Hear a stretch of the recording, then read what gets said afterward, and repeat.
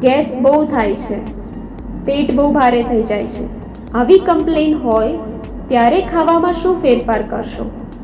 તો પહેલી વસ્તુ, ખૂબ ચાવીને ખાવું, ધીમે ધીમે ખાવું, એકસાથે વધારે ન ખાવું અને થોડી વારે થોડું ખાવું. પાણી વધારે પીવું જેથી કબજિયાત ના રહે. Soft drink, cold drinks, carbonated drinks વગેરે અવોઇડ કરવા જોઈએ. ખાંડવાળી વસ્તુ, મેંદાવાળી વસ્તુ, જંક ફૂડને અવોઇડ કરશો. અને કેટલાક વેજીટેબલ, શાકભાજી એવા છે જે ગેસ પ્રોડ્યુસ કરી શકે, જેમાં ક્રુસિફરસ વેજીટેબલ્સ જેમ કે કોબી, ફ્લાવર, બ્રોકોલી, ઇવન ડુંગળી, લસણ વગેરે પણ તમારે અવોઇડ કરવા જોઈએ.